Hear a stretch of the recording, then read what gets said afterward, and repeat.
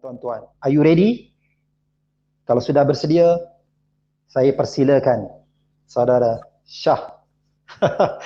Assalamualaikum, Tuan Syahrizal. Waalaikumsalam, Tuan Khalid. Ya, Alhamdulillah nampak handsome malam ni. Bercahaya. Selamat ma'al hijrah. Selamat tamu baru, Tuan. Selamat tahun baru, selamat tahun baru. Tahun baru bukan pengantin baru jangan silap. InsyaAllah. Okey, Alhamdulillah. Jadi pada malam ni kita menyambung perbahasan kita. Saya jadi moderator pula. Okey, pada malam ni. jadi kita nak sambung perbahasan. Sebenarnya perbahasan ni panjang sebenarnya. Mungkin bukan 2 siri, akan ada 3 siri lagi, Tuan Syah. Bantih. Okey. Sebab kita nak bincang pasal emas di Nusantara ni. Betulkan saya kalau silap, emas di Nusantara ni ada di Sulu, di wilayah Sabah itu sendiri. Kemudian di Indonesia dan juga di Tanah Melayu ini, di Pulau Nangka itu. Dan beberapa tempat yang lain lah. Ini saya bagi hint ni, bagi teaser untuk penonton-penonton kita. Bahawa alam Melayu ni kaya dengan emas, dan emas tu milik Kesultanan Raja-Raja Nusantara itu. Jadi 3 tempat ini, lokasi yang kritikal, dan telah berlaku tipuan emas di 2 tempat ini. Di Sulu yang kita tahu di Sabah lah kan, akan jadi moden ni, dan di Indonesia itu sendiri. Tak apa, Indonesia tu kita simpan dulu. Emas Soekarno tu dengan JF Kennedy tu, itu kita simpan untuk minggu satu lagi dalam episod yang akan datang. Tapi kita bincang pada malam ni, saya serahkan Abang Teh nak cerita kat mana tu? Nak permulaan introduction tadi. Silakan. Nak start tu kat mana insyaAllah. Bertajuk ni agak heavy sikit lah kan, yang melibatkan Khazanah Nusantara. Terima kasih kepada Tuan Khalid, sahabat saya insyaAllah sepanjang berumur safir sejak daripada tahun 2012 tak silap sampai 2015 masih lagi berumur safir dalam 3-4 tahun tu ke beberapa buah negara di Asia Tenggara, termasuk juga di Timur Tengah. Di Timur Tengah sebab kita masa itu ada persidangan dunia tentang World Islamic NGOs. Jadi sempatlah kami ke Zabit Madinah, mengunjungi Uwais Al-Qarni, kan, melihat masjid tertua, bahawa 2 hijrah ke 3 hijrah di sana, untuk mendapat keberkatan para pewaris Nabi yang ada dekat Yaman, insyaAllah. So alhamdulillah malam ni tajuk kita sambung balik topik kita. Cuma kali ni Tuan Khalid minta kita mengkhusus kepada di sebelah selatan Kita tak pergi lagi ke, kita tak pergi ke Jakarta lagi Kita pergi ke simpan dulu. Baik, kita kena faham. Kalau kita tengok kita imbau sikit daripada sejak zaman era yang pertama. Emas ni dia punya invensi dia ada tiga era. Satu era yang pertama, kita tengok era pertama ni era yang kuno. Era yang kuno bawa sampai ke pertengahan tahun 1400, 1500. Kemudian ada invasi lagi, perubahan kepada fasa emas dunia ni pada era dipanggil era revolusi. Tahun 1700 tu tengah giat tu, bank Rothschild tengah menubuh bank, kan? Menubuh bank UK dan sebagainya, kan? Dan era yang seterusnya adalah era pada Perang Dunia Pertama dan Kedua. So dalam 3 fasa sebenarnya besar dekat dunia ni menjadi tokoh. Kalau kita lihat sendiri protokol Zion yang ke-22 itu mengatakan barang siapa yang menguasai emas, dia akan menguasai ekonomi dunia. Kita kena tengok perkara ini realiti pada hari ini. Ke mana arahnya, tujunya. Hal-hal peristiwa yang berlaku pada zaman dahulu, sejak zaman Sriwijaya kuno tu sampailah ke zaman zaman Kesultanan Melayu Melaka, Kesultanan Sulu dan sebagainya, sampai yang membawa kepada revolusi industri, sampai Perang Dunia Kedua yang melibatkan Raja-Raja Melayu. Kemana arahnya nak bawanya Khazanah Nusantara ni? Khazanah raja-raja kita ke mana arahnya? Yang itu yang kita kena tengok. Disebabkan kita faham hala tuju dunia ini, yang kita faham di sudut ekonomi itu sendiri. Kapitalis kan, kita tengok kapitalis. Kapitalis itu sendiri hampir sudah tidak bermaya pada hari ini.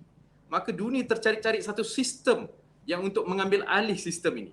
Kan itu disebabkan kalau kita lihat invasi, peperangan, penjajahan, perundingan yang berlaku ratusan tahun ini, akhirnya akan pergi kepada kemuncak ini. Kemuncak untuk mencipta ataupun membina satu ekonomi baru yang berasaskan emas. Kalau mungkin kita bagi orang yang mengkaji teori konspirasi sebagainya, mereka percaya bahawa Imam Mahdi ini akan mengadakan satu ekonomi yang berasaskan kepada emas dan sebagainya. Tapi jangan terkejut tuan-tuan dan puan-puan bahawa yang akan mempelopori emas ini dahulu mungkin akan dilakukan oleh proksi-proksi Dajjal yang ada di seluruh dunia, akan mempelopori sistem ekonomi baru berasaskan emas. Mahdi hanya zahir untuk memurnikan saja sistem itu. Sebab itu invasi itu menyebabkan 2/3 emas-emas di seluruh Nusantara ini diambil sama ada secara paksa, peperangan ataupun secara rundingan. Dan 1/3 lagi masih ada lagi di mana-mana tempat yang mungkin ada dalam simpanan-simpanan Raja-Raja Melayu, kerajaan-kerajaan dan sebagainya. So 2/3 ni tuan-tuan yang menyebabkan 3 impak yang besar pada wilayah Nusantara. 3. Salah satunya kita bicara pada malam ini yang akan berlaku pada selatan Filipin.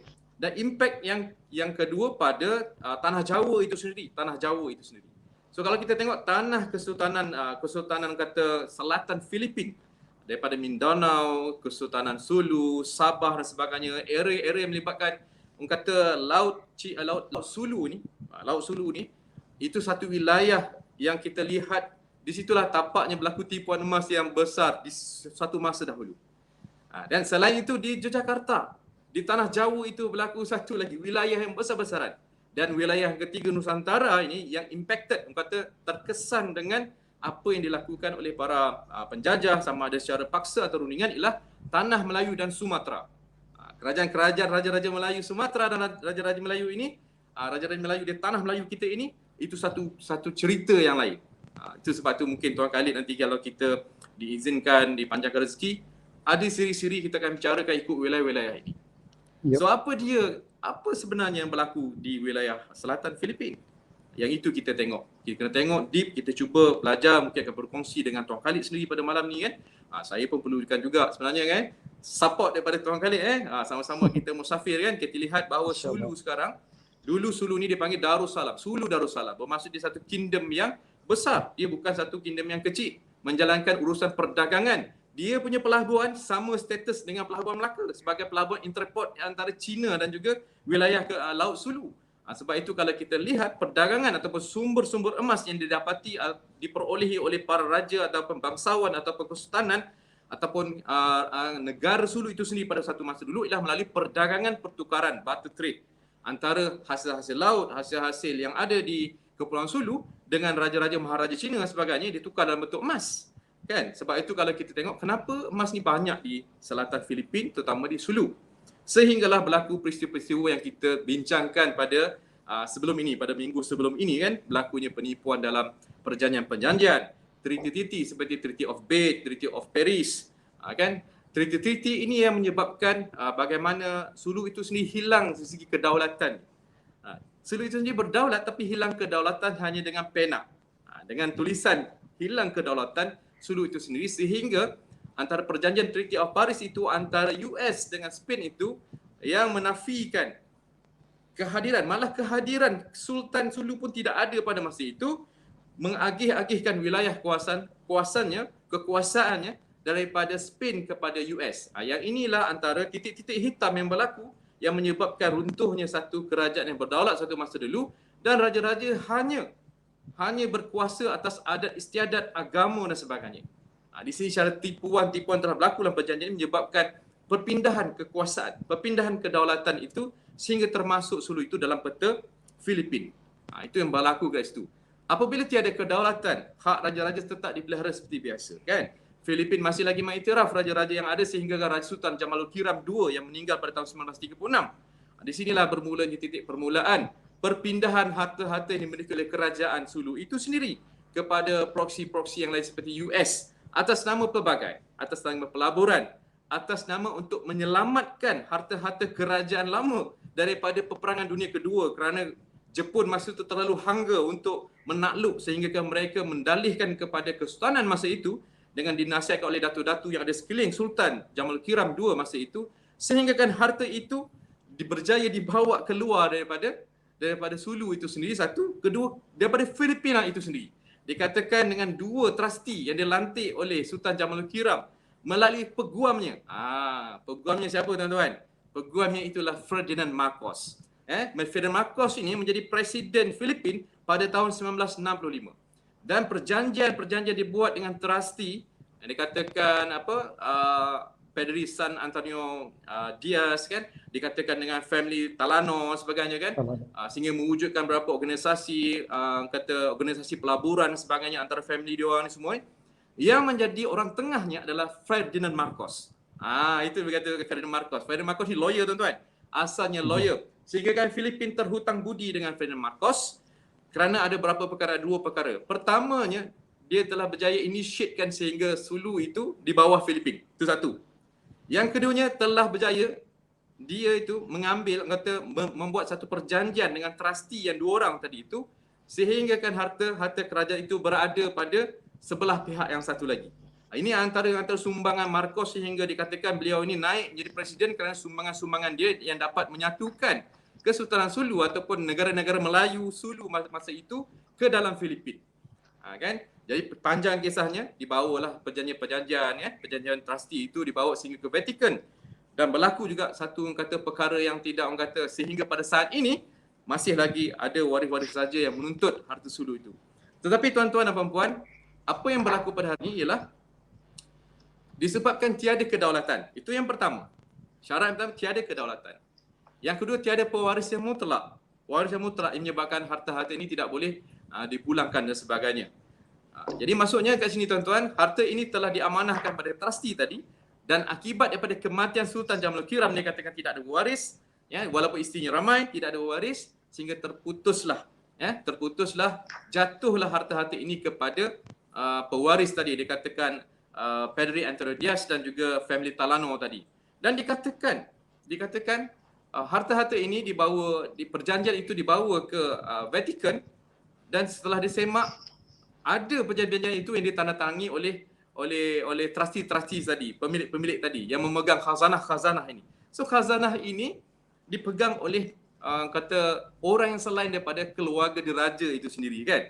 Walaupun ada juga harta-harta yang melalui khazanah yang ditandatangani dengan trustee ini diberikan kepada negara-negara tertentu seperti dengan Australia, China sebagainya kan, atas nama raja. Tapi raja ni kalau kita jumpa dalam artikel-artikel tidak meletakkan raja itu atas nama raja Kesultanan Sulu itu sendiri. Sebab Kesultanan Sulu ini family clan ni ada 3, iaitu keluarga diraja Kiram, Maharaja Dinda dan juga Syakirillah. Tapi apabila tengok agreement yang ada dibuat dengan Vatikan, pengagihan harta-harta Sulu itu di negara-negara, beberapa negara, dia tidak memakai gelaran ataupun nama raja Sultan Sulu itu sendiri. Dia memakai satu pangkat yang lain, yang dianugerahkan. Marcos bertanggungjawab dalam hal ini sehingga Marcos telah